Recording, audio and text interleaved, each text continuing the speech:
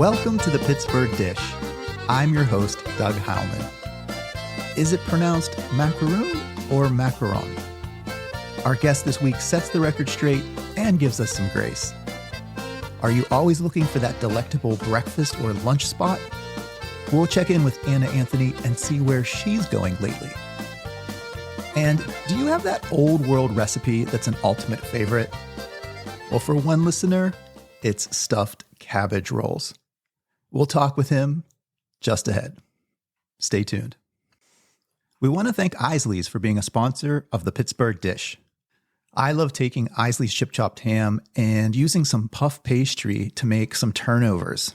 I stuff it with a little provolone cheese and maybe a dill or sweet pickle as well, seal the edges and bake them off till they're nice and golden, and serve them with maybe a little Isley's barbecue sauce on the side. So delicious. You can find more recipes at isleys.com. Now on to the show. Well, welcome to the show. Thanks for coming on. Why don't I have you introduce yourself to our listeners, who you are and what your business or businesses are? Yeah, great. Thanks for having me. My name's Hannah Olsen, and I'm the owner of Aycho Melange. It is a bakery, a non-storefront bakery at the moment where I specialize in French macarons. So really, that's all I do. But we'll see. There are a few other things in the works, but for right now, we're highly specialized. All right. And I love that name, Aycho Melange. When I saw it in print, it just seemed very fancy. Can you tell me a little bit around the meaning behind all of that? Totally. It's a little convoluted, but it is very fancy. So melange, I'll start with that one. It's a French word. It means variety or medley. So when I was trying to come up with a business name, I was like, oh, it's a really pretty name. It means a pretty word. And I wanted to offer a wide variety of things, specifically highly elusive pastries and goods. And the first word, Aycho, is literally, it sounds complex or, like a foreign word, but it's honestly just the phonetic spelling of my initials, which are H-O. Oh, Hannah Olsen. Yeah, a lot of people get caught up on the pronunciation. I have good friends that were calling it like Achu. I think I may have done that the first time I saw it. I mean, most people... It looks like alphabet soup to most people when you see it because it's two non-words. So, they tell you in marketing, I remember my college classes, they say, if you have a non-word that's simple, it's easier to remember. And so that's the lines I was thinking along, but then I picked two non-English words. And so I think it just confuses people, but I think it works. I mean, they see all the letters and they're like, oh yeah, that's the one I can't pronounce. So exactly. It still works. It's still memorable in its own way. And the way you write it, it starts with an A, so hopefully it comes first in the listings. Oh, yeah. No. I wish I could say that I thought of that. Well, happy accident. There's another clarifier I'd like to dig into because I'm a Pittsburgher and I don't know about all of our other listeners, but the correct pronunciation of your confections is a macaron. Yes. Or very fancy, a macaron. Yes, you can. Yes. We Pittsburghers should say macaron. If you want to be very authentic about it, you could say macaron with like the little, I don't know what you even call that sound or if I did it right. I'm going to sound terribly German if I do that. But I never correct anybody. A lot of people say macaroon. And I think especially a lot of Yinzers would say macaroon just because. All of us. Yes. I mean, I'm a Yinzer. That's too. what my first, I think, month of making macarons, I was looking up macaroons because that's just how I thought they were pronounced, even though, I mean, I saw the spelling, which, by the way, is the key difference between the two. But yeah, I called it macaroons. And there are French pastry chefs in Europe that also call them macaroons. Ooh. So honestly, it's a huge debate in the macaron world. And if you go on Instagram and take a look, you will see a lot of very angry people on both sides. A spicy conversation. Yes. That's a spicy macaron. Yeah, you wouldn't expect it. But yes, technically it is macaron. It is spelled with one O, Macaron. And then you have the macaroon, which is technically the meringue and coconut confection that's usually like dipped in chocolate.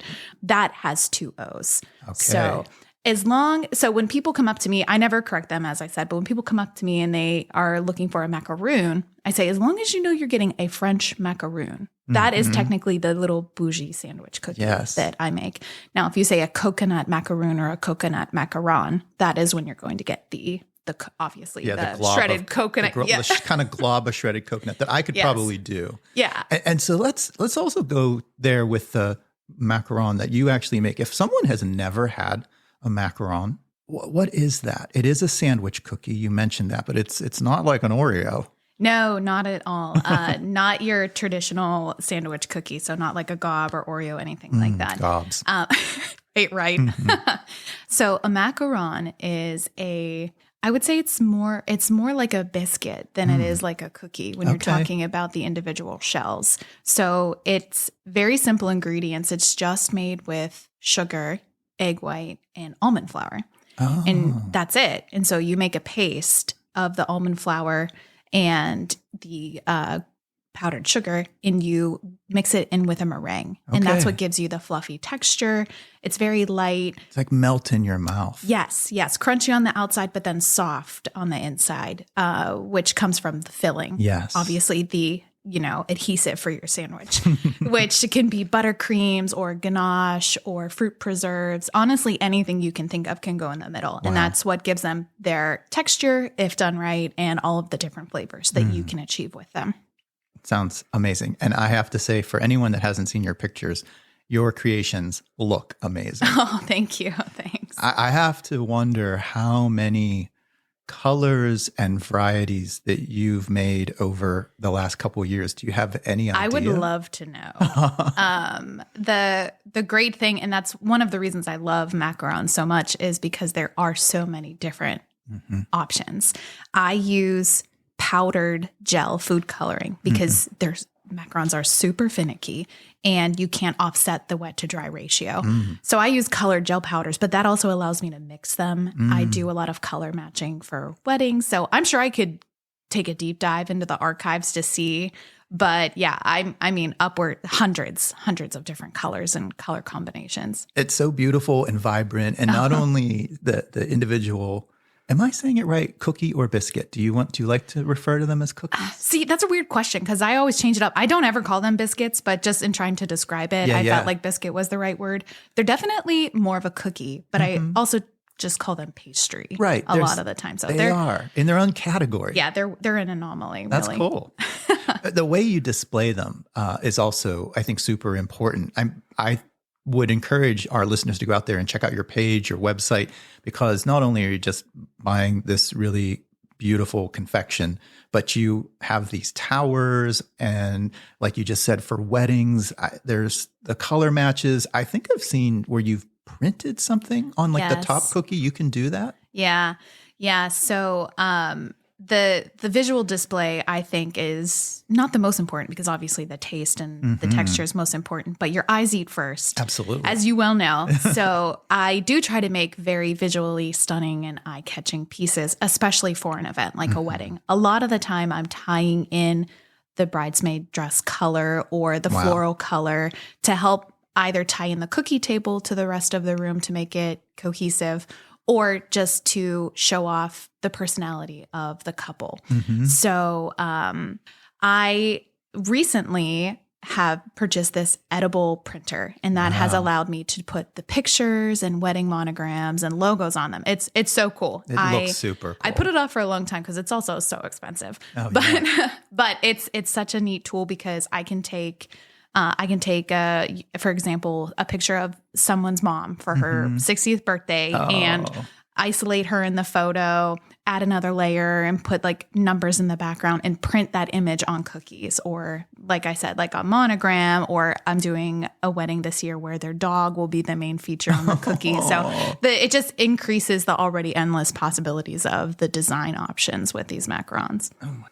So let's talk a little bit about the business and even about how you've got here. It's something you've been doing the last couple of years, right? When did you officially start and create your business? I created my business in 2019, in summer of 2019. I started on this, we'll call it Macaron journey, in probably the spring of 2018. Okay. Yeah. So it's been a little while. I don't even know what year it is at this point, 2018. So it's been like 6 years, I guess. Amazing, right? Yeah. And before that, were you baking? I mean, where did your journey and introduction to macarons happen? See, I always question myself, or I always get a little jealous when I tell my origin story, because so many food entrepreneurs or artisan food makers that I know, when they talk about their history, it's, I grew up baking with my grandma and we have all of these like cultural and traditional recipes I wanted to share with the world. Or I knew from 5th grade that I wanted to do this. My younger sister, for example, she's a pastry chef and much better than me. Wow. But she knew what she wanted to do since high school. And then there's me. I mean, I liked baking, but I mean, if we're talking like Betty Crocker brownies out of a box, like that's a start. Yeah, that was the extent of my experience and my passion into baking. I always liked to be creative, and I had an Etsy shop where I did a bunch of hand painted things, which plays into designs on the Macs that I do. But in terms of baking, it just kind of happened very unexpectedly. Wow. I was working on my aforementioned handmade business, and I found myself doing the same few orders over and over again. And so I said, you know what, I'm going to teach myself a few new skills. And I made a little resolution, and I said, every month for the next year, 6 months, however long it lasts, I'm going to teach myself a new skill to do with my hands. So the first month, I think I did crochet, which did not go very well. I think I made like 3 little rings like around my center point, and it's very sad. It's like half a coaster. Well, you tried it. I did. I tried it, and I kind of figured it out, and it was fun. But at the end of that month, I was like, okay, ready to move on to whatever's next. And the next month was watercolor, and I already had my foot in the door with painting. So it was just something new. And the 3rd month I said, okay, why don't I try to bake something? I want to make something food that is challenging, that's really pretty. And I was just on Pinterest and searching macaroons because I didn't know the difference. And I kept seeing those, and I thought, wow, these are so pretty. They're, they are super bougie. They're really fancy. Yeah. And my thought process was, if I could teach myself how to make these, I could give them out as gifts to all of my friends who are getting married, essentially. Because in 2018, a lot of my friends were engaged, getting ready to have kids. And I thought, wow, what a nice handmade gift this would be if I could make this. So, I set my mind to it and I started, and they were very, very mediocre, if I'm being nice. And, But I had a lot of encouragement, and, my friends were like, well, these might not look great, but they taste great. Yeah. So I kept practicing, and 1 month turned into 3 months, turned into 5 months. And I never picked up month 4. And so it literally was just this silly little thing that I was trying to teach myself how to do. And it turned into a business. Right under my nose. I love it. I think that's the best story. And so you didn't grow up munching on macarons at home. I didn't even know what a macaron was until I was probably 28. Ditto. I think the same. How did you learn? What were they, online resources? Did you take a class? So I did a lot of recipe reading on Pinterest and kind of just trial and error by myself at first. And then actually I was searching macarons on Instagram, looking for some inspiration, looking for people who were better than me that I could learn from. And I came across the page she's a Brazilian pastry chef, and she's classically trained. Her name is Natalia Mendonça, and she had a class, and she is so nice. She chatted with me even though I hadn't been a student. She answered a lot of my questions, and I said, you know what, I'm going to learn how to make them the way she makes them. Because at the time, I was using a French meringue method for macarons. You have French, you have Italian, and you have Swiss meringue that you can use. So she uses the Italian method. And I thought, okay, I was like, I'm going to try it this way. The boiling sugar syrup is terrifying, but let me try it. And so she has a course and she helped me troubleshoot everything and has been like my biggest cheerleader throughout the whole learning process. And I want to say that was in 2019 that I found her, and she's been in my corner ever since. And she's a wonderful mentor, not only in, wiping the tears away when they all fail, but also just in terms of, running a business and growing a pastry oriented business. So she really taught me. Amazing. Yeah. Like everything that I know. Is she local or was this an online class? So she's definitely not local. She lives in Brazil. Gotcha. So yeah, she lives near Sao Paulo, Brazil. Okay. And, but yeah, so we were able to meet in person one time. Yeah. She came with another big name in the macaron world to New York City, and a bunch of us Instagram friends that make macarons, we all kind of like converged in New York City. And yeah, we got to hang out. We spent a few days together. We went to New York Cake and we'd had like a little competition where three of us like baked off against each other. It was, yes, it was really cool. I was very fortunate to be one of the people that got to compete. I had to make a hot dog macaron, which it was very fun. And, it was just like our own little Food Network experience. So it was not on Food Network, but maybe someday we will be. Put it out there in the universe. If you're listening. Yeah, a little plug. I love that. I just think that's an incredible, you started your first year on your own and then really like took your actual 10,000 hours to the next level with great help. Yeah. Yeah. It's pretty cool. I think that I could still be doing it if I had been alone, but the way that she taught me how to make them and just the support that I got from her and friends as well. But that changed the game for me, and just, it opened so many doors and to new relationships and, just different ways of looking at my hobby turned business actually as a business. Yeah. I think it really feeds the social side of that, the support side of that. We all kind of need that. Right.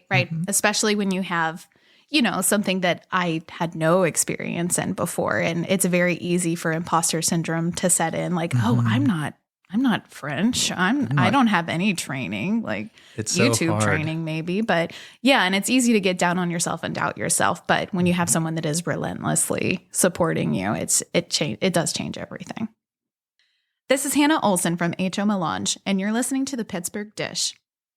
So you moved from the Etsy shop, and you're not necessarily doing the painting anymore? No, I don't have time for it anymore. It's all macarons. Yeah. And so tell me a little bit about that transition, like forming your own business, and now you're having to bake in like a certified kitchen, right? Yeah. And then do your deliveries or the events. Like what are some highlights from that, or some lessons you've learned? So that's a really good question, because it's comes straight out of, my little origin story there. Is I was just, bebopping along with my mediocre macarons, and my friend Sonia, she reached out to me and she said, hey, I have this work event coming up and I would really love to support your macaron making business. Can I get 150 macarons? And I was like, hey, thanks so much for thinking of me. What macaron making business? And the more I thought about it, I was just kind of like, you know what? Like, why not? Right. Why not me? Why not this? I love doing it. And that was kind of the push that required a decision. Like, am I going to move forward with this and move away from what I had been doing? And I just, like I said, why not? We'll try it out. We'll see how it goes. And so I had just been doing it for close friends. And once it got to the point where I was getting requests from people that I didn't know, I was like, oh, maybe I should get insurance. Oh, this is serious. Yeah. Like, oh, maybe I should protect myself and my assets. Yeah. But yeah, so I kind of had to look at it and say, like, do I want this to be a hobby or do I want this to be a business? So after that big request, I was shocking. And I was like, okay, well, like, let's make this legitimate and make it so that I don't have to be looking over my shoulder for the health department. So yeah, I went through all of that. Creating the LLC is not very complicated, but emotionally it can be. Yeah. So worked through that, did the whole insurance thing. And in terms of a kitchen, I can't have a cottage license because we have dogs. Love them so much, Captain and Dolores, but they ruined that for me. Sort of perpetuated that you needed to have a kitchen elsewhere. And I did see somewhere on your website this Batches Bakehouse. Yes. So tell me a little bit. Am I picking that up that is a kitchen you're using and looking to share? It is. So it is like a nascent kitchen. Okay. So the way it happened for Aycho Melange was I have a good friend who is also a big fan of my macarons and had been from the beginning. He owns a restaurant. He and my friends at the Yard were huge supporters of mine. And they said, Hannah, listen, you need a kitchen. We have extra space in one of our kitchens. Get a license to be a co-op out of here. Yeah. So I bake out of the Yard in Robinson. Oh, wow. Yeah. But obviously it is not, it's also not a storefront for me. So it's just kind of a ghost situation. Yes. But that's what allowed me to be legitimate and grow and do markets and do weddings and everything like that. Without that, it would look very different for me because it's a huge investment to rent kitchen space. And I mean, and this ties directly into batches, but I feel very strongly that people like me who are solopreneurs, who are artisan food creators, they're underserved in this category because you're either at home with a cottage license or you are footing the bill for rent at your own bakery or food shop most of the time. Yes. And there are options for shared kitchens.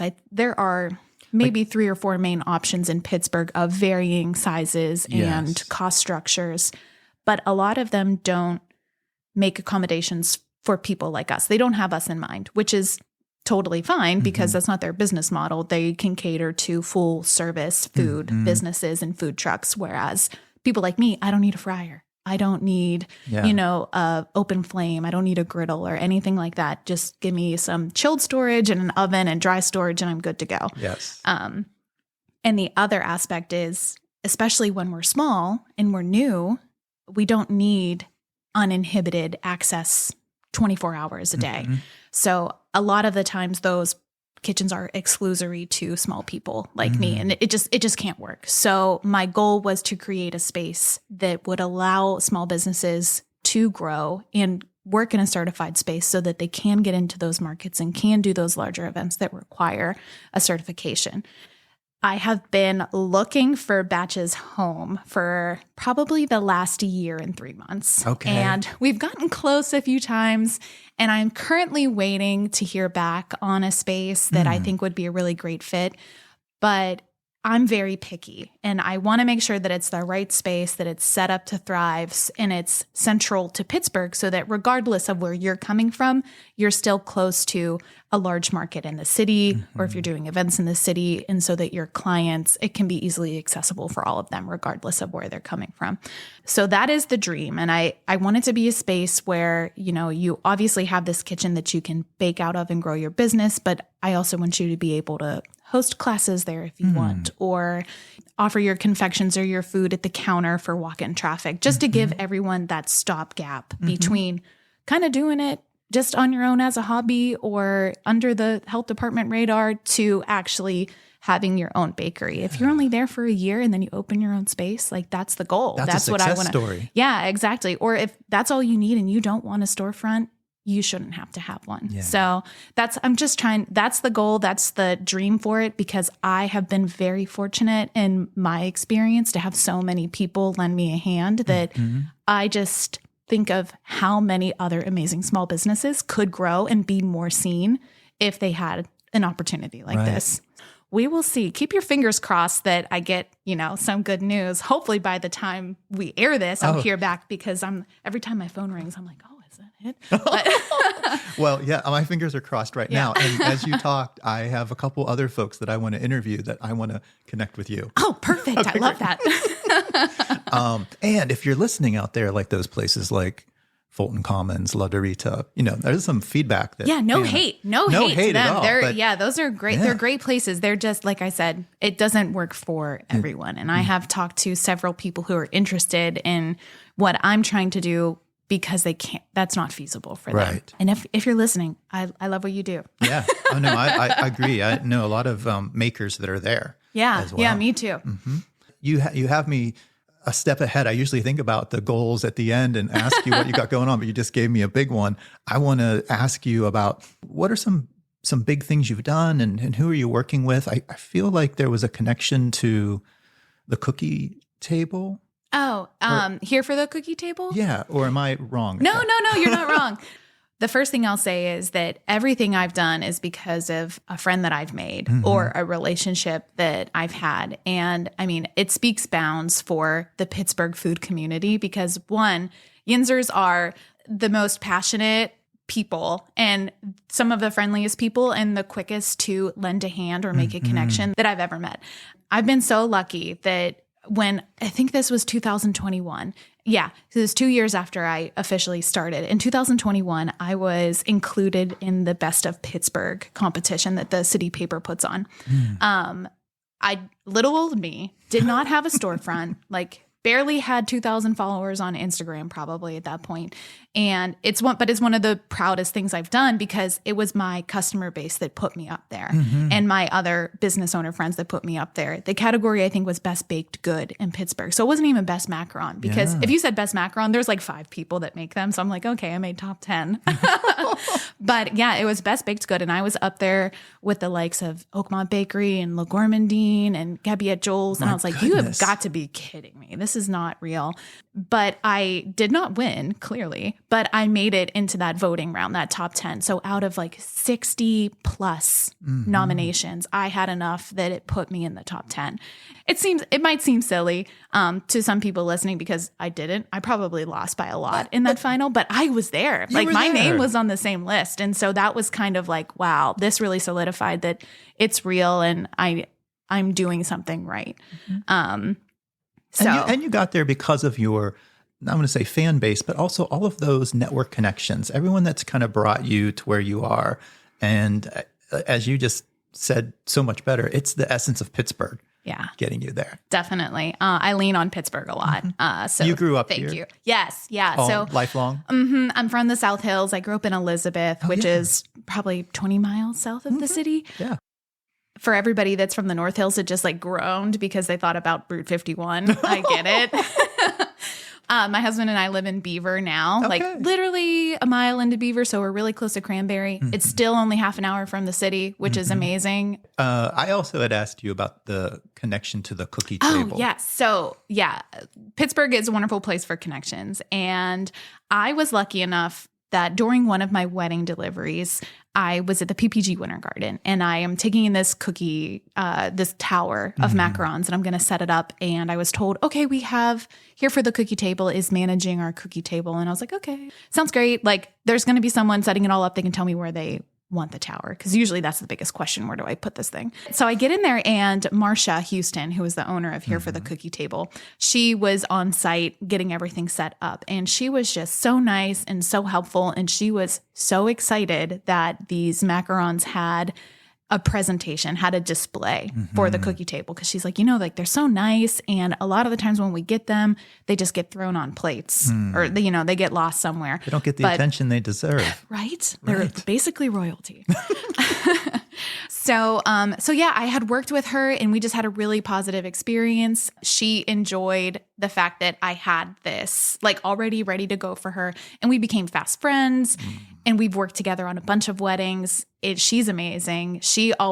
I don't even have to go and put the tower together anymore when Marsha's doing it. She just takes everything and puts it in the perfect place, makes it beautiful. And I was talking before about the cohesiveness between your cookie table and the rest of the wedding, she makes the whole table this beautiful focal point. And so I've leaned on her a lot for, just working together on different projects and just trusting her with these very delicate cookies. If you look at them the wrong way, they could fall off the tower and crack. Gosh. So you have to be very nice to them. And she always is. And she does a beautiful job. Oh my gosh. What a wonderful partnership. Yes. She's the best. Any other big things ahead for the macaron side of your business? Oh, we'll see. I try to always stay very flexible because, if you can't adapt, that's when you have problems. But I have been doing a lot more partnerships with local businesses, whether that's retailing out of them or doing collaborations. So my very first business partner in Pittsburgh was Hilltop Coffee in Arlington. And I still sell out of there. Dan and Jamie are wonderful. It's the cutest little coffee shop. And I joined up with them right after they opened, even after we had moved to Charlotte for a year in 2022. And even when I came back, it was kind of like, okay, when can we get Max back in Hilltop? Because everybody misses them. Oh my gosh, absolutely. So that's a wonderful partnership. And I also partner with Armful of Flowers on Mount Washington. And they retail 6-packs. We have seasonal, like rotating flavors that are just always a lot of fun. We'll have some really cool stuff for all of the holidays and pre-orders. And one of the things I'm really looking forward to started last summer, and I'm hoping to expand it to more locations this summer. But I went back to my hometown and I went to the local ice cream shop and I said, can we work together? Can we do something here? And so out of that, myself and Jenny, the owner of Frosty Cone, and Elizabeth, we're doing macaron ice cream sandwiches. Oh my gosh. Everybody was so excited. Yes, it's wonderful. It's a great summer treat. It's a little play on, the traditional ice cream sandwich. And we got to do a lot of fun flavors. And like we've said before, they're just so colorful and it's just like a nice little surprise. And they're great. And we've had a really positive feedback from everybody that's gone and has tried them. So I'm going to try to get more ice cream sandwiches that are macaron based in Pittsburgh this summer. I've never heard of it. So you've never heard of it? That's amazing. I'm definitely not the first person to have done it. Okay. So I won't take credit for that, but be the trailblazer here. Yes, I know. Everyone, if you haven't tried them, you really have to because everything's melty good. Yes, and it's perfect for people who can't have traditional ice cream sandwiches because of a gluten intolerance. Yeah. Because they're just almond flour and sugar. So gluten-free. Yeah. We haven't mentioned that. Before we end today, I did want to ask, what are some of the most popular flavor combinations that you get asked for the most? You have a that's tough. Yeah, because I'll start naming them and then I just won't stop because one weakness of mine is that I have too many flavors available. Wow. But it's because there are virtually endless options. I would say the most popular flavors, salted caramel has always been a heavy hitter. People love it. One of my favorite flavors, and it's also very popular, is almond raspberry. So it's almond raspberry. So it's an almond buttercream. And it has raspberry in the middle of it. And you get that nice sweet almond flavor. And then you get the tart fresh raspberry. And it's just, it's my favorite. Birthday cake is huge. Oh, I bet. I have a new flavor that has quickly been very popular, and that's chocolate chip cookie dough. So I know, it's surprise. Yeah, why not? It's not actually cookie dough. So it's not, you don't have to worry about the flour aspect of it. Yeah. There's no raw egg. No raw egg. But I make it with it's like a very creamy buttercream. It's great. I love all of the different flavors and I love making new ones. I don't know. So like last summer I did a special theme pack called Hot Girl Summer and it was just a bunch of spicy flavors. So I did, jalapeno pineapple margarita, blackberry black pepper. Trying to think, it's a hot honey almond one that was super, super good. And of course, flaming hot Cheeto macaron, which sounds absurd, but was actually so good because I put pulverized flaming hot Cheetos in the shell, but then I use like a cream cheese based filling to kind of balance out the heat and give it a nice creamy texture. It like I said, it sounds absurd, but people are like, I'm very surprised at how much I like this. People can't see it. My jaw has been dropped for the last minute. Every time you keep explaining a new flavor, I think this is probably the secret to your success. You can see the passion and just hear it with all of your ideas and all those flavor combinations. It's why folks love you so much. And I hope people find out more about you. And thank you. Nothing but bigger and better things. And the more people that find out, probably the more flavors, because someone's going to ask for something obscure and I'm going to be like, you know what? I'm going to do that. That's amazing. All right, Hannah, before we wrap up, I always love to give our guests a chance to plug all of their things, website, social media, or anything else you have going on. So go for it. Great. I mean, I feel like this whole thing was a plug. You've been so nice to me. But yeah, if you want to check out my website, whether you're looking to have macarons at an event or a wedding, it's just www.aychomelange.com. And the spelling for that, if you need it, is AYCHOMELANGE. And that's my name on Instagram, on Facebook, pretty much everywhere. I have a TikTok, but I don't think I've posted on it in a year. I'm not that cool. So we'll stick with Facebook and Instagram. Batches Bakehouse, the soon to be shared kitchen that's the handle for Facebook and Instagram there as well. So yeah, if you're looking for a place to call home, if you're looking for a space where you can grow and meet a community of like-minded artisan food preparers, I like to call it, come find me. Even if you just want to have a conversation about what that process looks like. I've talked to a few people in the last few weeks just about how I got my business started, and with no real intentions of them joining the kitchen. I'm just here to help. So even if that's not what you're looking for and you just want to have a conversation, happy to be a sounding board. Yeah, I think that's all my stuff. I don't. Well, I love sort of the ending point. You're giving back to sort of in the universe the way everybody's given to you a little bit of helping hand for their journey. And I do have one final question that I ask everyone that's on the show. What has been the best dish you have eaten this week? Oh, so actually, I was just at the Kaufman Tavern in Zelienople with some friends yesterday, and I had a lobster grilled cheese sandwich. Oh my. It was very good. And it's one of those things where I was like, okay, it's going to be a sandwich. I'm ready for like a handheld, nothing too crazy. But I was like, wow, this is actually tremendous. It was great. So the Kaufman Tavern. Yeah, Kaufman Tavern in Zealy. Yeah, right. It's a gorgeous space. I'm pretty sure it's a historic building that's been renovated. It's so nice. It's got great atmosphere, and everything I've had there's been great. But yeah, I had the lobster grilled cheese sandwich, and I was like, this is on point. Oh my goodness. Hannah, thank you so much for being on the show. Yeah, thanks for having me, Doug. This was great. All right. We'll have to do it again sometime once the batches opens. Yeah, bring me on as batches next time. Okay, I love that. Up next, the weekly recommend. We want to thank Beano's for being a sponsor on this week's show. With so many sauces and dressings to choose from, Beano's has the answer to your perfect sub, salad, or even pizza. You can find a list of all of their products along with more recipe ideas at conroyfoods.com. Hey, Anna, welcome back. Thanks for joining us again. Thanks for having me, Doug. So, Anna, in this segment, we always like to give, a recommendation going out to eat somewhere. So I know you're the pro. Yeah, I guess so. So if there was a lunchtime spot that people should know about that you love, what do you have up your sleeve? Okay, you know what I've been really loving lately? Brown Bear Bread. Oh, yeah. Company. Over in Mount It's in Mount Oliver. Yeah.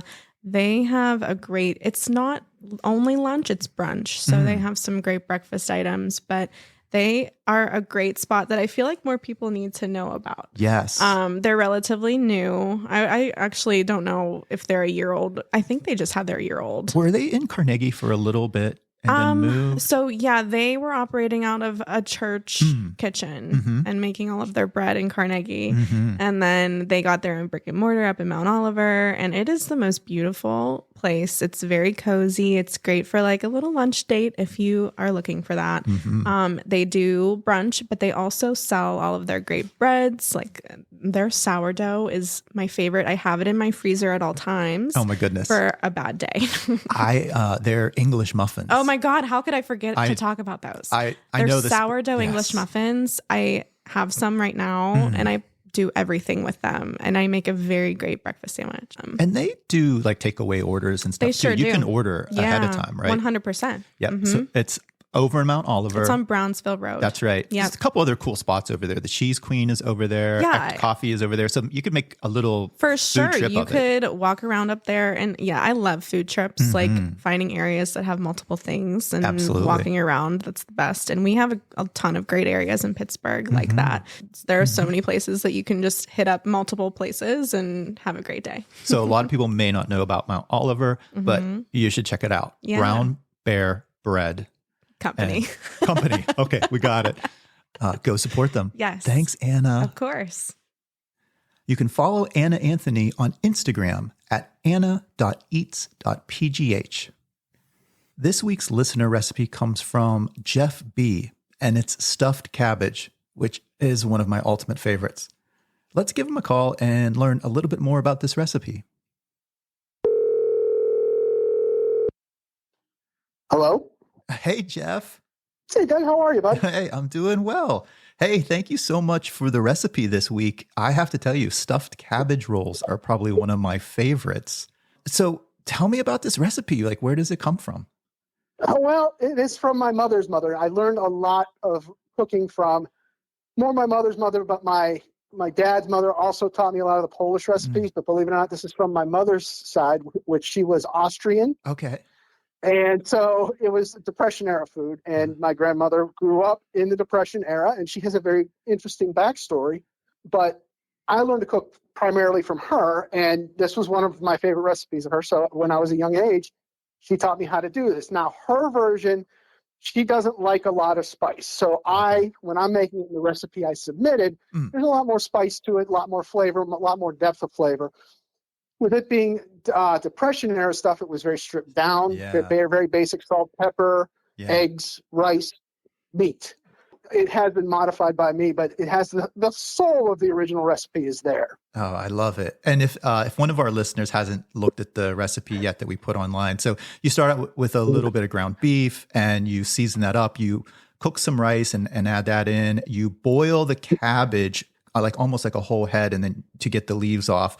If someone hasn't made this before and hasn't like rolled up cabbage leaves, is there any tips that you would give them? Yes. Now you'll notice on the outer edges of the cabbage, there's this thing called a spine. And it's really, it really holds the leaf to the head. Yeah. If you cut that spine out, so in other words, you make a rectangle around it and remove it, that cabbage leaf then becomes a lot more pliable and easier to roll. Yes. Plus, that spine really does not have a lot of good flavor in it. And as one of my favorite celebrity chefs, Alton Brown, says, that is not good eats. So I tend to discard it. Oh, that's a good tip. And so you mix up your rice and beef mixture with a bunch of spices. You take the cabbage leaves after you've kind of boiled them and you've cut out that rib. So they're easily foldable. You're kind of making a cylinder, right? Yes. It looks like almost like a cylindrical football shape, as I would put it. It's up to the person. If you like a thicker cabbage roll, make it bigger and thicker and use the outer leaves. If you like a smaller cabbage roll, obviously, but it has to fit and roll in the leaf. And make sure it's sealed using the leaf, because you don't want to flood the meat when it's cooking. You want it protected by that cabbage roll. I also remember the other tip in your recipe is if the meat mixture isn't holding together, you might want to add a little bit more breadcrumbs because you don't want them falling apart. Correct. Okay. Now that's a texture thing, because so some people might like it to crumble a little bit so they can combine it with the cabbage. But use less breadcrumbs, use less eggs. You like the binding so it stays, kind of holds its shape like a meatball. Yes. I want it to maintain its shape. And when you cut into that, I want the knife to be able, you can see where you cut it. It's a nice smooth cut. And it's when it hits your mouth, it falls apart in your mouth and not on the plate. Oh my gosh, that sounds terrific. And so once you make the cabbage rolls, I noticed you have preheated your oven to 350 Fahrenheit. You stuff them in like a 9x13. You pour over either tomato juice or V8 until you cover it pretty well. Yeah. Yes. You want to cover it with aluminum foil. Okay. If you leave it out, it's going to burn the top. So you definitely want to cover it. And the original recipe, the way my grandmother taught me, she used Campbell's tomato soup. I like the V8 and the viscousness of the V8 or the tomato juice, because as it cooks, some of the fat from the meat will seep out into that, and you can actually make a nice sauce out of it. Oh, wow. So when you plate it. Yeah, it's made a great sauce for over the finished product. Oh, I love it. So it's multi-purpose. Oh, very good. You submitted a picture as well with the stuffed cabbage rolls. They look amazing. But there's also another dish on your stovetop sitting right beside it. What is that? That is a broccoli cheddar rice casserole. Oh, I think we might have to talk about that on another time. It would be my pleasure. Okay. Jeff, thanks so much for the family recipe. And if you have any more, please send them through. I will be happy to. All right. Thanks so much. Well, that's our show for this week. Thanks again to all of our guests and contributors, and to Kevin Selecki of Carnegie Accordion Company for providing the music to our show. We'll be back again next week with another fresh episode.